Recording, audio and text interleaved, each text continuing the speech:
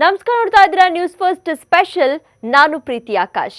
ರಾಜ್ಯವೇ ಬೆಚ್ಚಿ ಬಿದ್ದಂತಹ ಕೇಸ್ ಅಂದ್ರೆ ಅದು ರೇಣುಕಾಸ್ವಾಮಿ ಕೊಲೆ ಕೇಸ್. ದರ್ಶನ್ ಗ್ಯಾಂಗ್ನಿಂದ ಹತ್ಯೆಯಾದ ರೇಣುಕಾಸ್ವಾಮಿ ಕೇಸ್ನಲ್ಲಿ ಟ್ವಿಸ್ಟ್ ಮೇಲೆ ಟ್ವಿಸ್ಟ್ ಸಿಗ್ತಾ ಇದೆ. ಈ ಮಧ್ಯೆ ಸ್ಯಾಂಡಲ್ವುಡ್ ಹಾಸ್ಯ ನಟ ಚಿಕ್ಕಣ್ಣನಿಗೂ ಕೂಡ ಕಾನೂನಿನ ಸಂಕಷ್ಟ ಶುರುವಾಗಿದೆ. ದರ್ಶನ್ ಸಹವಾಸ ಮಾಡಿದಂತಹ ಚಿಕ್ಕಣ್ಣನಿಗೆ ಇದೀಗ ಪೊಲೀಸರ ಹಿಂದೆ ಅಲಿಯಬೇಕಾದ ಸ್ಥಿತಿ ಬಂದಿದೆ. ಅಷ್ಟಕ್ಕೂ ಈ ಕೇಸ್ನಲ್ಲಿ ನಟ ಚಿಕ್ಕಣ್ಣನ ಪಾತ್ರ ಆದ್ರೂ ಏನು ಗೊತ್ತಾ? ಸ್ಯಾಂಡಲ್ವುಡ್ ಸ್ಟಾರ್ ಕಾಮಿಡಿಯನ್ ಚಿಕ್ಕಣ್ಣನಿಗೆ ರೇಣುಕಾ ಕೊಲೆ ಕೇಸ್ನಿಂದಾಗಿ ಢವಢವ ಶುರುವಾಗಿದೆ. ಇದೀಗ ಚಿಕ್ಕಣ್ಣನಿಗೂ ಕಾನೂನಿನ ಸಂಕಷ್ಟ ಶುರುವಾಗಿದೆ. ಹೌದು, ಜೂನ್ 8 ಶನಿವಾರ ಅಂದ್ರೆ ರೇಣುಕಾಸ್ವಾಮಿ ಕೊಲೆಯಾದ ದಿನ. ಅವತ್ತು ದರ್ಶನ್ ಆ್ಯಂಡ್ ಗ್ಯಾಂಗ್ ಮಧ್ಯಾಹ್ನದಿಂದ ಸಂಜೆಯವರೆಗೂ ಕೂಡ ವಿನಯ್ ಒಡೆತನದಲ್ಲಿರೋ ಸ್ಟೋನಿ ಬ್ರೂಕ್ ಪಬ್ನಲ್ಲಿ ವೀಕೆಂಡ್ ಪಾರ್ಟಿ ಮಾಡ್ತಾ ಇತ್ತು. ಫುಲ್ ಜಾಲಿ ಮೂಡ್ನಲ್ಲಿತ್ತು. ವಿಚಾರ ಏನಂದ್ರೆ ಆ ಪಾರ್ಟಿಯಲ್ಲಿ ನಟ ಚಿಕ್ಕಣ್ಣನೂ ಕೂಡ ಇದ್ರು ಅನ್ನೋ ಸ್ಫೋಟಕ ಮಾಹಿತಿ ಲಭ್ಯವಾಗಿದ್ದು ಇದೀಗ ಚಿಕ್ಕಣ್ಣನಿಗೆ ಸಂಕಷ್ಟ ಶುರುವಾಗಿದೆ.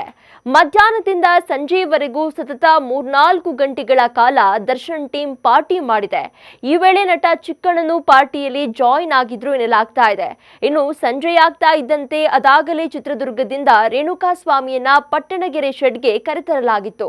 ಇನ್ನು ಮೊದಲಿಗೆ ಈ ವಿಚಾರವನ್ನ ಆರೋಪಿಗಳು ವಿನಯ್ಗೆ ಮಾಹಿತಿ ನೀಡಿದ್ದಾರೆ. ಬಳಿಕ ವಿನಯ್ ಈ ಬಗ್ಗೆ ಇನ್ಫಾರ್ಮ್ ಮಾಡಿದ್ದೇ ತಡ ದರ್ಶನ್ ಸ್ವಲ್ಪ ಕೆಲಸ ಇದೆ ಅಂತ ಪಾರ್ಟಿಯನ್ನ ಅರ್ಧದಲ್ಲೇ ಬಿಟ್ಟು ಅಲ್ಲಿಂದ ಹೊರಟಿದ್ದಾರೆ. ಇನ್ನು ಪಾರ್ಟಿಯಲ್ಲಿ ನಟ ದರ್ಶನ್ ರೇಣುಕಾಸ್ವಾಮಿ ಕೊಲೆ ಬಗ್ಗೆ ಆಗ್ಲಿ ಅಥವಾ ರೇಣುಕಾಸ್ವಾಮಿ ಬಗ್ಗೆ ಆಗ್ಲಿ ಏನಾದ್ರೂ ಮಾತನಾಡಿದ್ರಾ ಅನ್ನೋ ಕುರಿತು ಪೊಲೀಸರು ತನಿಖೆಯನ್ನು ನಡೆಸಲು ಮುಂದಾಗಿದ್ದಾರೆ. ಹೀಗಾಗಿ ಚಿಕ್ಕಣ್ಣನಿಗೆ ನೋಟಿಸ್ ಕೊಟ್ಟಿದ್ದಂತಹ ಪೊಲೀಸರು ಸದ್ಯ ಚಿಕ್ಕಣ್ಣ, ದರ್ಶನ್ ಸಹಿತ ಇತರ ಆರೋಪಿಗಳ ಜೊತೆಗೆ ಸ್ಟೋನಿ ಬ್ರೂಕ್ ಪಬ್ನಲ್ಲಿ ಸ್ಥಳ ಮಹಜರು ನಡೆಸಿದ್ದಾರೆ. ನಟ ಚಿಕ್ಕಣ್ಣ, ವಿನಯ್ ಸೇರಿದಂತೆ ಹಲವು ಆರೋಪಿಗಳನ್ನ ಕರೆದೊಯ್ದಂತಹ ಪೊಲೀಸರು ಪಬ್ನಲ್ಲಿ ಇಂಚಿಂಚು ಮಾಹಿತಿಯನ್ನ ಕಲೆ ಹಾಕಿದ್ದಾರೆ.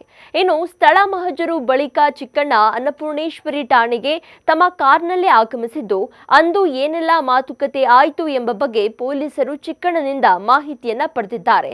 ಇನ್ನು ಪಬ್ನಲ್ಲಿ ಚಿಕ್ಕಣ್ಣನ ಜೊತೆ ಓರ್ವ ನಿರ್ಮಾಪಕರು ಕೂಡ ಇದ್ರು ಎನ್ನಲಾಗ್ತಾ ಇದೆ. ಆದ್ರೆ ಅವರ ಕುರಿತು ಇನ್ನೂ ಕೂಡ ಮಾಹಿತಿ ಹೊರಬಿದ್ದಿಲ್ಲ. ಇದನ್ನೆಲ್ಲ ಗಮನಿಸ್ತಾ ಇದ್ರೆ ದರ್ಶನ್ ಸಹವಾಸ ಮಾಡಿದವರೇ ಯಾರೇ ಇರಲಿ ಅವರಿಗೆ ಪೊಲೀಸ್ ಠಾಣೆ ಮೆಟ್ಟಿಲು ಹತ್ತೋದು ತಪ್ಪೋದಿಲ್ಲ ಅನ್ಸುತ್ತೆ. ಇದಾಗಿತ್ತು ಹೊತ್ತಿನ ವಿಶೇಷ. ಕ್ಷಣ ಕ್ಷಣದ ಮಾಹಿತಿಗಾಗಿ ನೋಡ್ತಾ ಇರಿ ನ್ಯೂಸ್ ಫಸ್ಟ್, ನಿರ್ಭೀತಿಯಿಂದ ನಿಮ್ಮ ಪರವಾಗಿ.